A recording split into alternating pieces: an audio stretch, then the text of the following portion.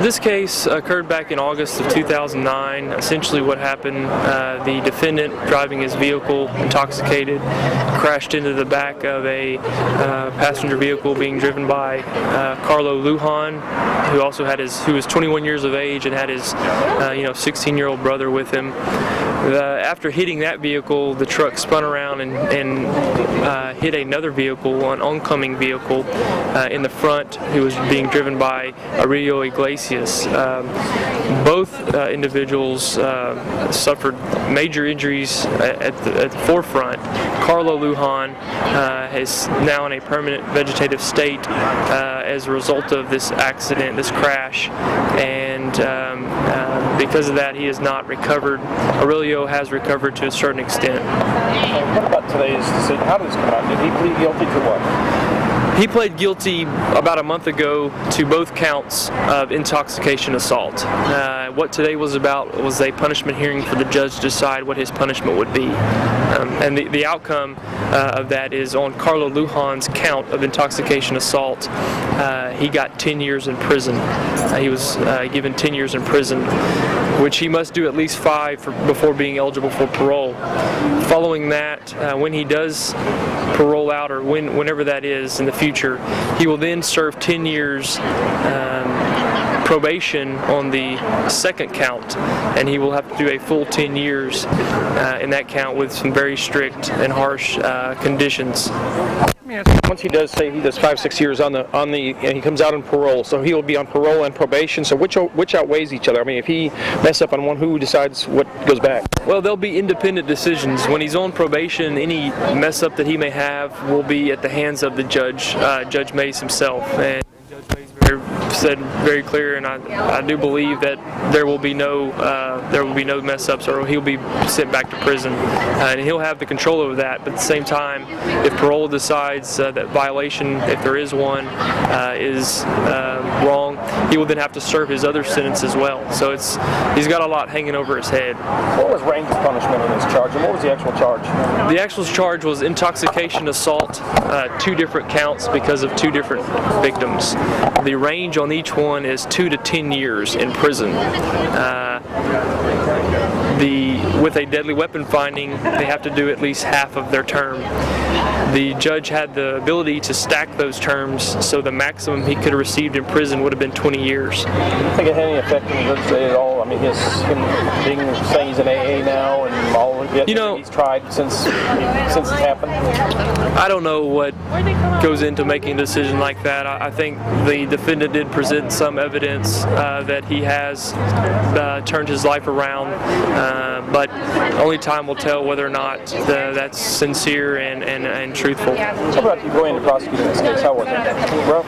This case was very difficult for me. I've worked on a lot of these cases, and this is the first one that I've really been impacted by. And I think sometimes these cases may even be as difficult as intox and manslaughter cases, in the extent that we have this person who's still here with us, but he's in a permanent disfigurement and permanent vegetative state. And so it's very difficult for him. He has a 3-year-old little girl who I can't even imagine what is going through her mind with her dad now. It's just a terrible situation. And his wife's what, military? His wife was in the military, I understand it. The defendant was very belligerent with not only myself but with EMS and emergency personnel that were trying to assist him in getting aid. He extended his right arm and then extended his middle finger, giving me the bird, as it's called. He negated anything and pretty much treated it with full disrespect. So I felt by not answering my questions or anything along those lines. Because he always try to be joyful and caregiving, and this time was unable to do that. So it was a process that we had to go through, but we're really pleased with the decision and the verdict the judge was given. Why bring him to the court in that state, in that condition. Why did you feel that was important? Well, I think that it was very important to send a message that people get hurt when somebody else decide to drink and drive and being responsible. You know. What was going through your head in the courtroom? I was trying to get answers, you know, because we have a lot of questions, and the judge give us all the questions that we need for. You know, we feel the answers. The answers being, you know, given, and that's more important. You know. Tell us what your life has been like this past week. You, your family. It's been devastating. It's really been devastating because, I mean, we've having to go through all this with Carlo. We're having to take care of him like a baby. I mean, and the size and everything is really has taken a toll on us, on our health. We have to turn him every 2 hours. We have to take care of him, make sure that he doesn't have any breakdowns. But we feel happy that the Lord has left him with us, and we know that he's going to get well. You're praying for a miracle, aren't you? Yes, we are. We're expecting that miracle. How will you try to move forward? One day at a time. One day at a time. With God's help, one day at a time. What would either of What was you... your response like months ago? The doctor trying to talk to just giving up completely. No, you didn't give up. Our faith is stronger than that.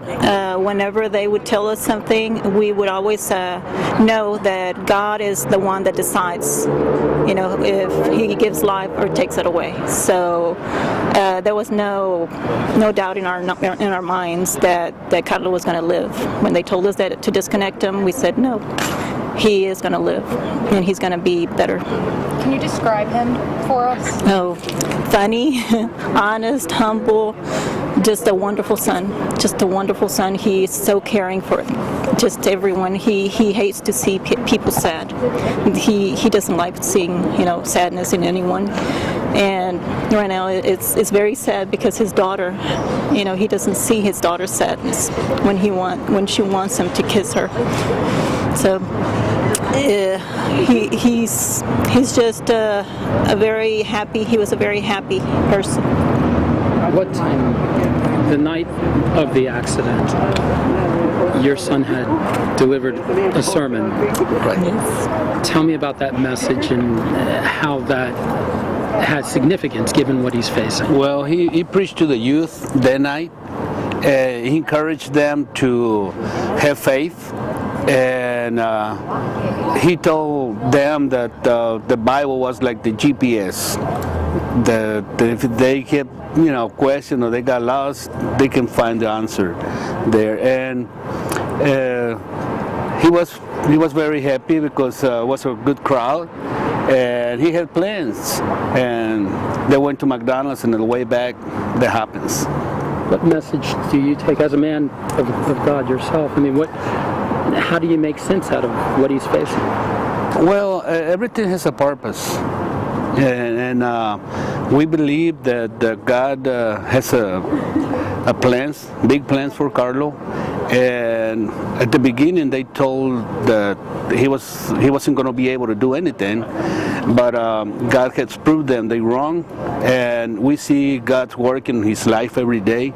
So we expecting the best and the miracle. Sooner or later, it's going to happen, but it's going to happen. It's coming. Can you say your name one more time? Armida Lujan. Armida Lujan. How do you spell it? Armida. Your last name? Lujan. Lujan. And your name? Jose Lujan. Let me ask you one other thing. Your son was a star football player over Katy Creek. Seeing something like that, from a good player he was, and then all of a sudden something like this, how?